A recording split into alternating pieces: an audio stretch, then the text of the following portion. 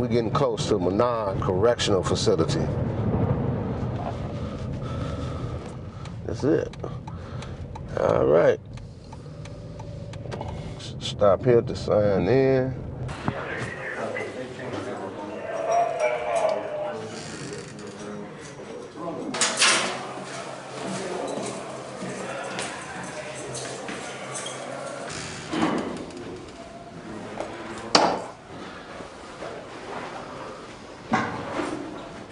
You been good out there, boy?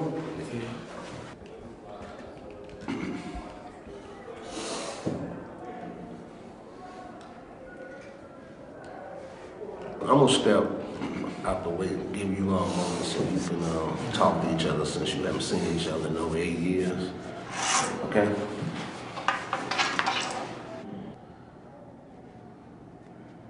You should have a lot to talk about.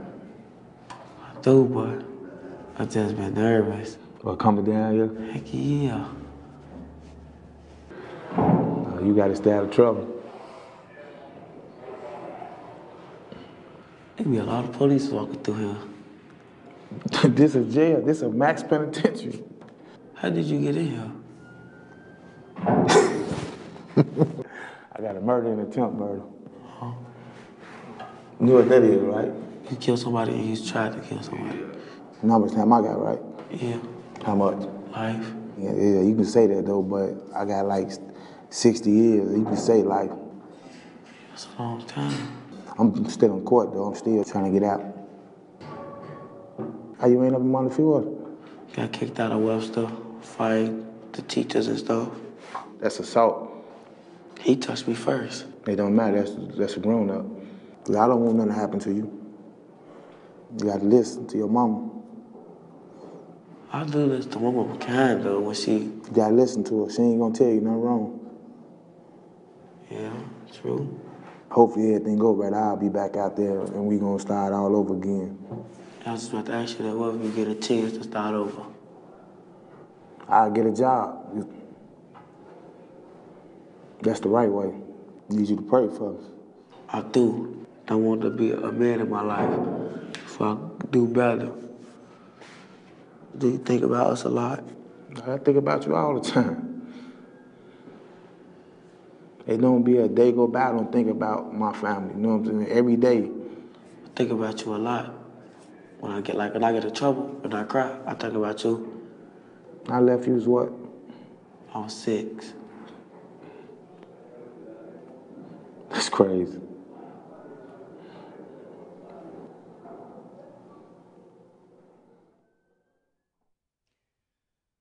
A real visceral video, obviously, talking about the impact of incarceration on the families, because in many ways, the punishment extends beyond the sentence, often including people's families.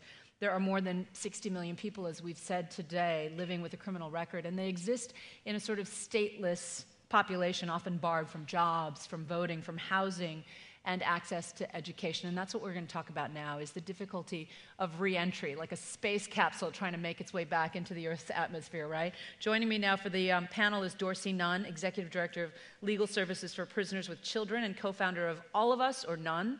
Next to him is Richard Price, author of 7 novels I'm sure you know, including Clockers, Freedom Land, and Samaritan. He won a 2007 Edgar Award for his writing on the HBO series The Wire.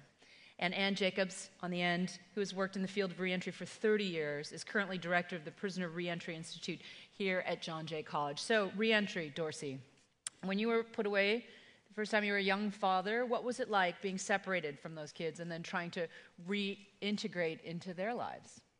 I think I grew into my parenthood part because, like, initially, I was suffering from being punished. I had a life sentence at the age of 19. I thought about them, and probably the first efforts I made to adjust to behavior modification came as a result of wanting to actually touch my daughter, you know, to hold my daughter, you know, and I thought I was special because when she was a baby, she used to sleep with me. And I thought she followed me around because I was special as opposed to I was just a warm person in the bed with her. You are special, Dorsey. You know, but, you know, like, the thing that got me is the more that I served my sentence, the more I thought about my children. They were there, you know. In fact, after serving 11 years between the age of 19 and 31, all the stuff that I thought that I was going to do the first day didn't happen the first day. What'd you think you were going to do? I thought I was going to, you know, I thought I was going to find some woman. I thought I was going to party.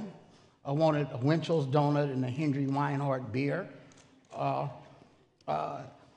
was 19. I had never had sex with my shoes off. You know, but the thing that came up for me is what I thought about. People had to think about that. There was like a delayed reaction to that. I know. You know, what I thought about would be my first day wasn't my first day. I spent the first day of my life of freedom looking for my son. And I couldn't find him the first day. It was the second day that I found him. And when I knocked on that door, what I heard was somebody run down the stairs. And what I seen was my son as a young man for the first time. And what I recognized that first day was that my punishment didn't simply belong to me, it belonged to my entire family, because they were piled up in one house, and I was worthy of giving them something, and I was unable to give them that. So my punishment became more profound on the day of my release than during certain parts of my sentence. And you've dedicated much of your life, years since, in helping other formerly incarcerated people re-enter. Yeah, I mean, for the last 15 years, we give away, you know, hundreds of bicycles every year. We find the children of incarcerated parents. And when we give the bicycles away, we don't give the bicycles away like missionaries. We tell them that the bicycles come from their parents, because we're trying to do two things. We're trying to teach kids that their parents love them, and we're trying to empower parents to be parents upon release. So we have a whole different approach. We start getting money from formerly incarcerated people by asking them, have you ever stole a bike? Don't you think it's time to give one back? Good question. I'm going to bring Ann in now. Ann, you've worked on the issue of reentry for many years. Talk about the immediate challenges that a prisoner faces in walking through those doors. So reentry is one of those things that's much easier said than done. When you think about it, it's basically the challenge of someone constructing an entire life for themselves. They have to figure out where they're going to live, how they're going to eat, how they're going to clothe themselves and get across town. They have, as Dorsey was talking about, desires for reconnecting with family. They have health, mental health, substance abuse issues that need to be addressed. And they have a lot of criminal justice mandates on them also. So there are a lot of pieces of life that need to be put into place. And too often, prisoners leave incarceration without even the basics of a birth certificate, a driver's license, you know, a really safe place to live. They're going to shelters. So they're thrown out into a world that has changed dramatically since they were locked up. Not even in New York, it's easy to not even know how to buy a subway pass, let alone use it. And there's something about the psychological distress of someone who's reentering, that they're just sure they're walking around with some sort of scarlet P or whatever the letter would be on their forehead. And when they're standing at the subway machine trying to buy a pass, that everybody knows that they just got out of prison. When, in fact, when I'm with the same struggle, they just know I'm old and I can't figure out the technology.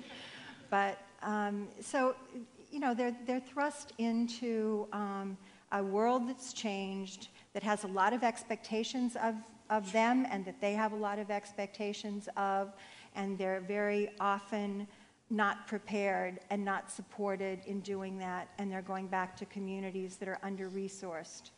Richard, you recently went to Sing Sing and attended a graduation for a prison class. What were your impressions? Well, first of all, I'd like to say I'm 65 and I still haven't had sex without my shoes off. Sorry to one-up you. Man, I'm so sorry, dog. But I wear loafers. So. Nice, nice. Okay, enough. Well, there was a 12-week parenting skills seminar at Sing Sing, and there was about 45 guys in the program. I mean, they were in for long sentences. That nobody in that program was going to get out anytime soon, and they'd already been there for a very long time. And I didn't know what to think of it because, first of all, the range of experience with children was amazing. There was a guy in there who had no children, just in case, you know, when he gets out, he's going to have children. There was a man in there who was arrested at 19, and he was in his late 50s, and he said that he had on one day, he had a grandchild born and 2 great-grandchildren born within 24 hours. And he was there from 19 to 56. There was a guy there whose family basically gave up on him. He left a kid when he was 2. The kid on his own, 10 years later, looked him up and reached out to the father. The kid showed up, and they met, and the father didn't like the way it went. He was expecting something warm. He said it was kind of tepid, and they were kind of sizing each other up. He went back to his cell, and he felt like, I didn't like the way that went. And he started writing this kid letter, after copious letter. The kid never went back.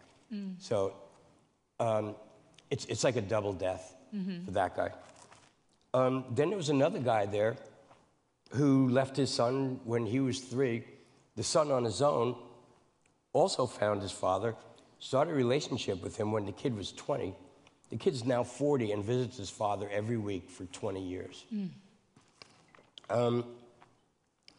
So yeah, there's an awful lot of experience, and I think there's an awful lot of pain in terms of dissatisfaction, you know, paths not taken. If I only did this, if I only did that, I wouldn't be here. But I was also thinking about why do people take, you're not going to be out of jail for a long time. Why are you taking a parenting class? Well, because you see the kids when they come visit. You have a relationship with the kids and your wife on the phone.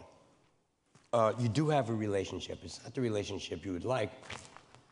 You know, and some guys will take a class like that because it looks good when they come up for parole.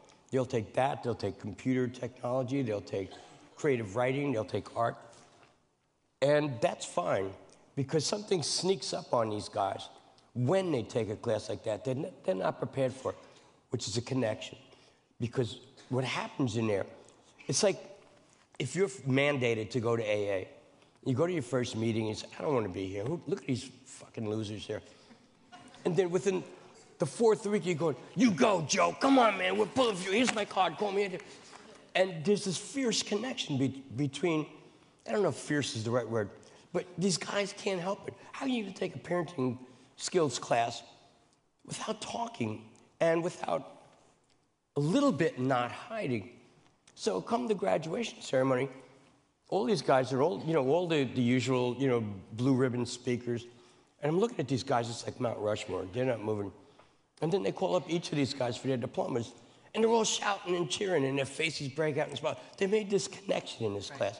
Whether it's going to help them in the long run, I don't know. By the time they get out of prison, these little toddlers are going to be teenagers. Sure. They have so much, like was said earlier, they have so much they have to master. This parenting class is just, it's just like a minuscule scratch in what they have to deal with. I'd also say one last thing. I don't want to dominate time. But one thing a class like this does, and other people have said this before, you go into prison, from what I've told, you have 2 choices. You could either exist or you could live. And if you choose to take classes like this, you chose to live. You chose to learn something. You chose to make something of yourself. And you take this class, that class, the other class. You choose to live. And so when a guy got up there at the last second, he said, well, I was, somewhere up like Cape Vincent, which is up near the Canadian border. And he said, I was so happy when I was transferred to Sing Sing. Of course, we know Sing Sing from like 1930s Wallace Beery movies. He said, what? Because they had programs like this. We had nothing upstate. Wow. I was so happy to be transferred to Sing Sing. That's a line I don't think I'd ever expect to hear in my Right, life from exactly. anybody. What's fascinating to me is it sounds like a triumph of hope in the midst of all this darkness. Dorsey, tell me a little bit about hope creeping into all this. You are behind a big project called Ban the Box. You've coined the phrase. You went to the White House recently to talk about it. Ban the Box is that question on the application. Have you been convicted of a crime? Have you been convicted of a felony? And one of the things that a group of us started to do was I need to announce just straight up, with all of these bright people out here, I need to say the enemy of reentry is structural discrimination. Structural discrimination. We got a problem because I see myself as equal with everybody sitting in the audience. And I'm not going to stop seeing myself as equal. So at a certain point, we start framing the question about what would we want to do with our freedom? What would we want to do with our privilege? And we started a campaign called Ban the Box. We went into the White House, and what we were asking in the White House for an executive order that banned the box with people doing contracted services with the government. Not like I want you to help the downtrodden. I just want you to stop using my money to practice discrimination on me.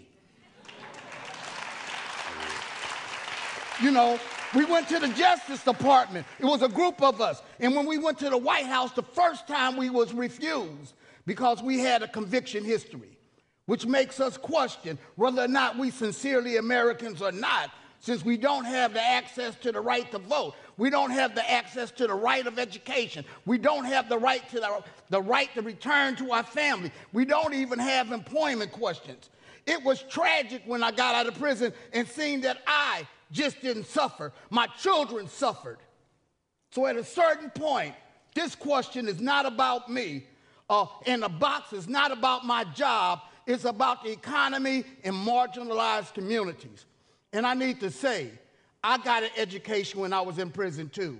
It was given to me by the Black Panther Party and the Black Liberation Army.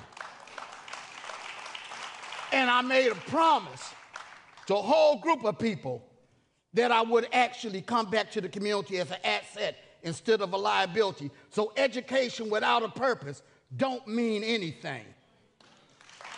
Thank you, Dorsey.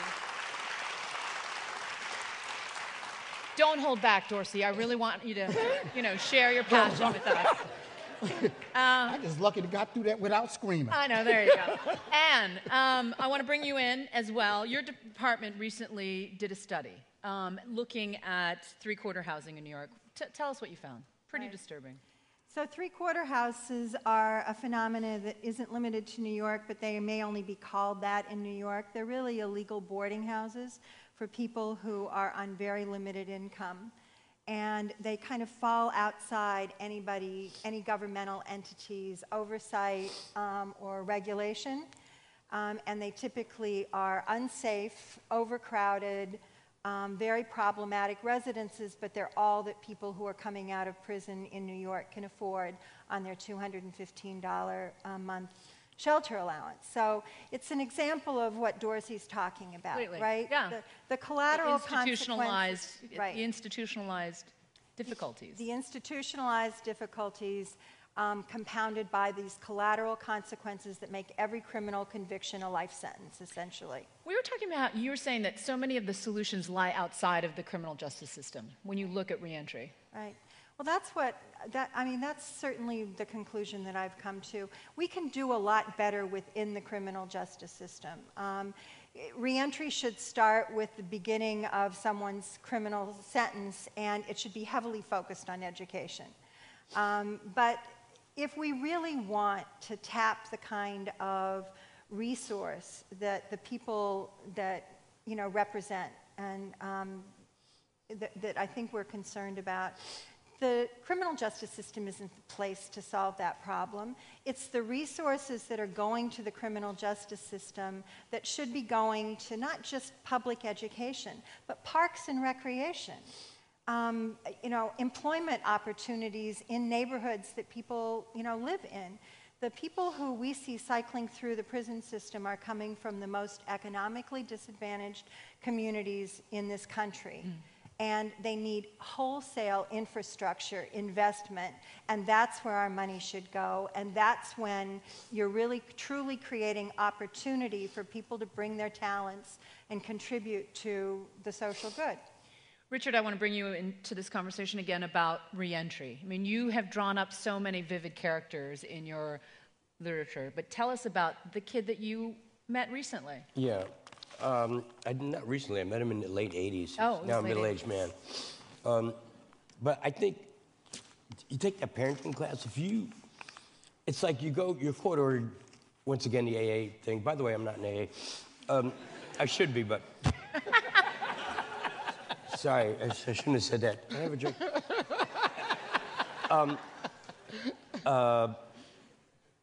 See, I'm getting wet brain right now. I feel like if you take a parenting class like this, it's like sending somebody to rehab for 60 days with a life-threatening alcoholism or drug addiction.